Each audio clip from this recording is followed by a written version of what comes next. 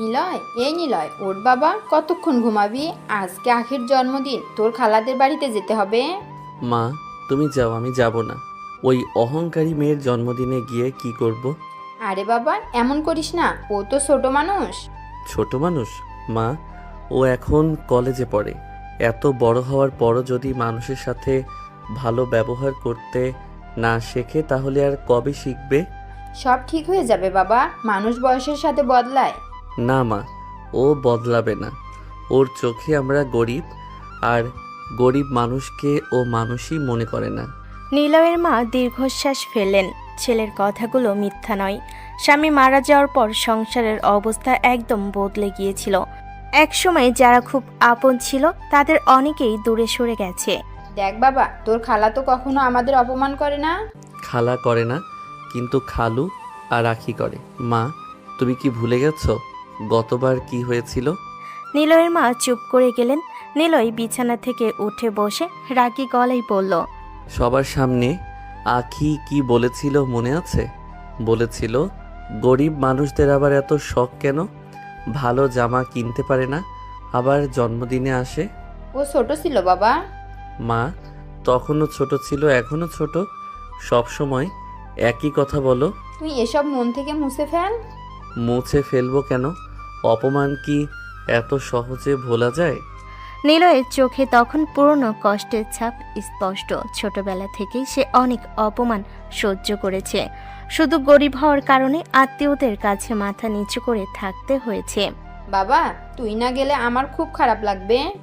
মা, তুমি যাও, আমি বাসায় থাকবো। একা একা থাকবি?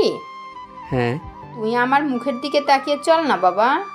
মা, দেখ, তোর খালা আমাকে কতবার ফোন দিয়েছে, বারবার বলেছে আপা নিলয়কে নিয়ে আসবেন, ছেলেটাকে অনেক দিন দেখি না। আমি জানি তোর কষ্ট আছে, কিন্তু সব মানুষের জন্য কি একজনের দোষে রাগ করে থাকবি? মা, আমি গেলে আবার অপমান করবে। আমি আসছি না, কেউ কিছু বললে আমি শুনে নেব। তুমি তো সব সময় চুপ করে থাকো মা। সব কথা বলা যায় না বাবা। সেই জন্যই তো সবাই সুযোগ নেয়। নীলের মা চোখ নামিয়ে ফেলেন। সত্যি তো, সংসারের চাপে, মানুষের কথার ভয়ে তিনি অনেক কিছুই সহ্য করেছেন। দেখ নিলয়, গরিব হওয়া কোনো অপরাধ না।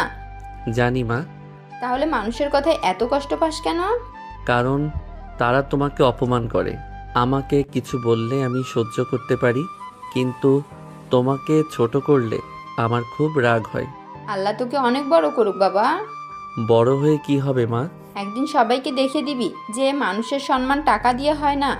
সেই দিন কি আসবে মা? অবশ্যই আসবে, আমার ছেলেটা একদিন অনেক বড় মানুষ হবে। বড় মানুষ হওয়ার স্বপ্ন দেখলেই তো আর বড় হওয়া যায় না। পরিশ্রম করলে যায়। চেষ্টা তো করছি। আমি জানি। কিছুক্ষণ নীরবতা নেমে এলো ঘরে। জানালা দিয়ে সকালে রোদ ঢুকছে।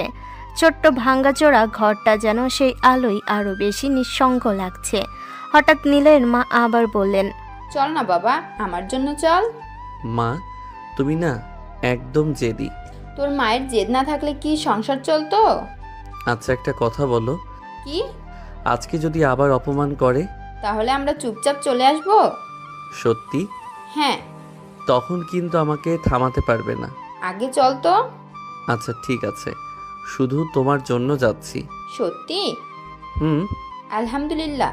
নিলয়ের মা খুশিতে ছেলের মাথায় হাত বুলিয়ে দিলেন। আর নিলয় অনিচ্ছা সত্ত্বেও বিছানা থেকে উঠে দাঁড়ালো। আচ্ছা মা, আমার ভালো জামাটা কোথায়? ধুয়ে রেখেছি। ওই নীল শার্টটা? হ্যাঁ। আচ্ছা, বের করো।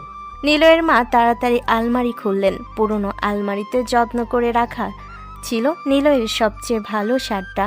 যদিও সেটা অনেক পুরনো, তবুও সেটাই ছিল তাদের কাছে সবচেয়ে মূল্যবান। নিলয় শার্টটা হাতে নিয়ে কিছুক্ষণ তাকিয়ে রইল, তারপর মনে মনে বলল, আজকে আবার কি অপেক্ষা করছে আমার জন্য কে জানে। নিলয় অনিচ্ছা সত্ত্বেও বিছানা থেকে উঠে দাঁড়ালো। মায়ের মুখের দিকে তাকিয়ে আর না করতে পারল না।